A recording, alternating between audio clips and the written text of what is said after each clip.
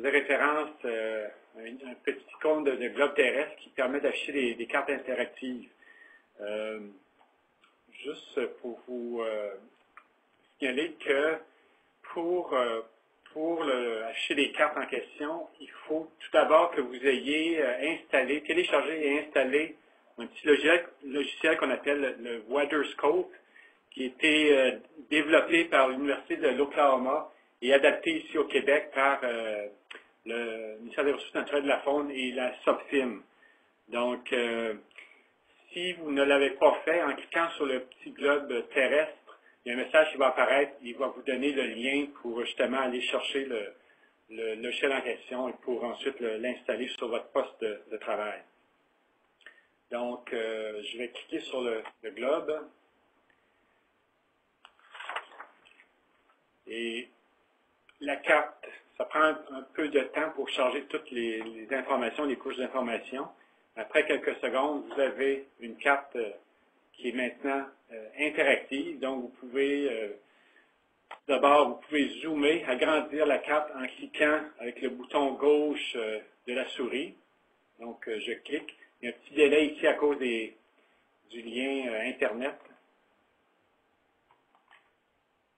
Donc, vous voyez qu'en cliquant avec le bouton gauche, on peut agrandir la carte.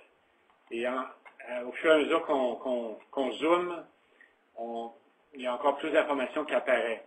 Par exemple, les villes principales et tous les chiffres, les valeurs que vous voyez apparaître à l'écran, ce sont en fait, lorsque tantôt je parlais de données estimées interpolées au 10 km, ce sont en fait justement ces valeurs-là que l'on voit apparaître à l'écran. Donc, des valeurs de cumul de degrés jour base 5 à tous les 10 km. Donc, plus je clique, plus je zoome, plus on voit ces valeurs apparaître là. Pour dézoomer, entre guillemets, je clique sur le bouton droit de la souris, ou encore vous pouvez utiliser la roulette de votre souris. Donc, avec la roulette, on peut zoomer et dézoomer. Si je veux me déplacer la carte, disons passer de la Montérégie à la Gaspésie, en quelques secondes, je presse la touche Alt, ALT, que je maintiens enfoncé et je pousse sur le bouton gauche de la souris et je déplace ma carte.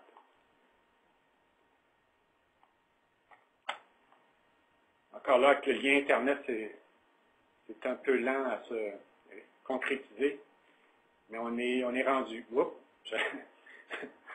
un peu trop loin. Je reviens. Donc, la touche Alt et bouton gauche de la souris pour déplacer la carte. Et encore là, si je clique dans le coin de Carleton, dans la baie des Chaleurs, on peut voir les valeurs dans ce coin de pays-là pour les cumuls de degrés jour. Donc, tout près de Carleton, on a des valeurs de 1430 degrés jour cumulés entre le mois d'avril et le mois d'octobre. Si on regarde à droite, à gauche, pardon, vous avez la légende où on retrouve tous les couches d'information, les éléments qu'on trouve sur la carte. Il est possible de masquer certaines couches d'information. Par exemple, si vous ne souhaitez pas avoir tous ces valeurs-là au 10 km d'afficher sur la carte, c'est un peu chargé comme carte, vous allez sur la variable en question, ici c'est les cumuls de base 5, valeur moyenne de cumul de degrés jour base 5, vous cliquez le bouton droit de la souris, et là il y a un petit menu, une petite fenêtre qui apparaît, et vous simplement vous cliquez avec le bouton gauche de la souris, vous masquez, et les valeurs vont disparaître. Même chose pour les villes principales, vous pouvez masquer, et les noms vont disparaître, ou encore les points correspondant aux villes principales, vous pouvez également les faire disparaître. En fait, toutes les couches d'information, vous pouvez soit les faire, les afficher ou les masquer. Donc, j'affiche encore là, bouton droit de la souris, le petit menu apparaît, je clique avec le bouton gauche sur afficher pour faire afficher l'information qui vous intéresse. au tout début de la session, il y a une personne qui a posé une question au sujet des municipalités, pour avoir plus de détails, pour se retrouver géographiquement sur la carte. Donc, par défaut, il y a les villes principales qui sont affichées, mais si vous voulez aller plus loin, vous pouvez afficher l'ensemble de toutes les municipalités au Québec. Si je le fais à l'échelle provinciale, vous allez voir que ça devient pas mal chargé. Donc, j'affiche les noms et les contours des municipalités. Et ça devient rapidement illisible. Donc, c'est préférable dans ce cas-là de faire un zoom sur une région en particulier. Je vais me diriger vers...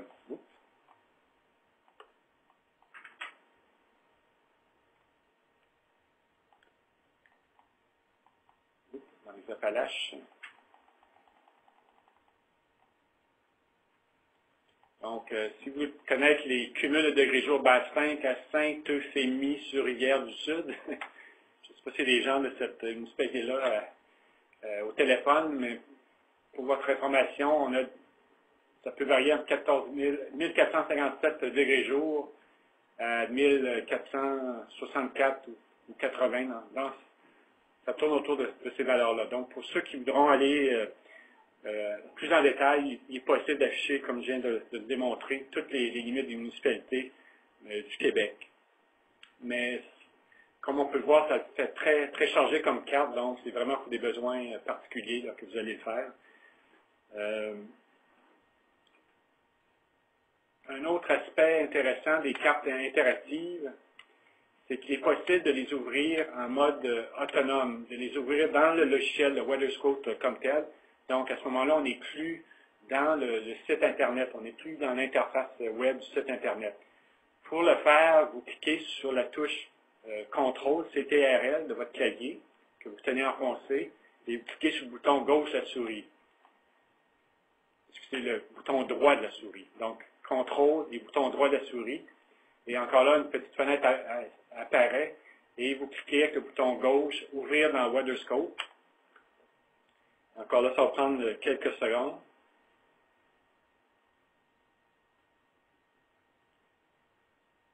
Là, ça s'en vient.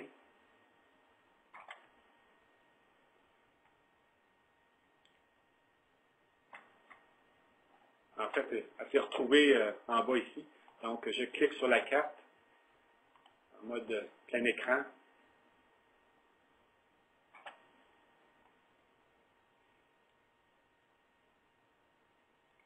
Ça s'en vient.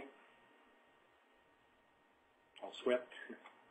Donc, c'est exactement la même carte qu'on voyait tout à l'heure dans l'interface du site web, mais à la différence que là, présentement, on n'est pas dans le site, on traite la carte dans l'outil WeatherScope. Et ça permet d'afficher encore beaucoup plus d'informations si vous le souhaitez. Par exemple, vous allez à l'onglet Fenêtre, Produits, et à ce moment-là, vous avez une longue série de différents types d'informations que vous pouvez également afficher sur la carte. Par exemple, couche géographique, je clique dessus, et bon, on avait les municipalités, mais si vous voulez afficher d'autres types d'informations, les MRC, plus de détails au niveau de l'hydrographie, des routes, etc., il est possible de le faire. Il y a même aussi des données, d'autres valeurs, d'autres variables agrométéo. Mais je n'irai pas dans le détail, mais juste pour vous montrer que c'est possible de le faire. Également, il est possible, si vous voulez jouer avec les couleurs du gradient de la carte, il est possible de le faire. Je vais enlever un peu de couche d'information.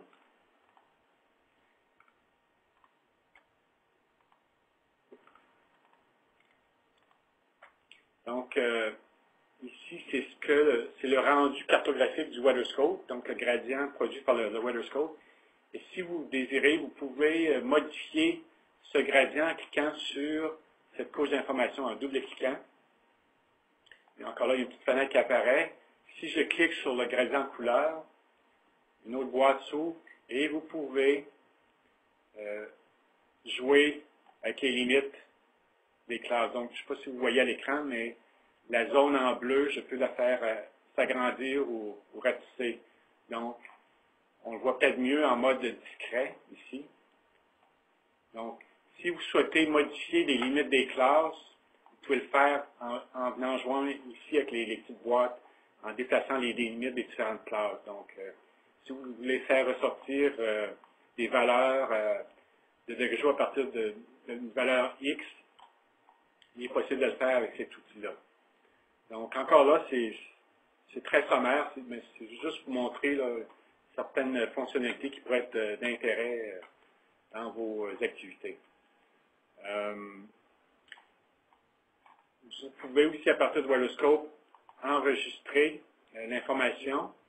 Donc, je vais dans Fichier, Enregistrer sous.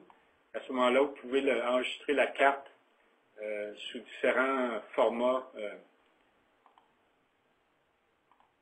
d'image, donc standard.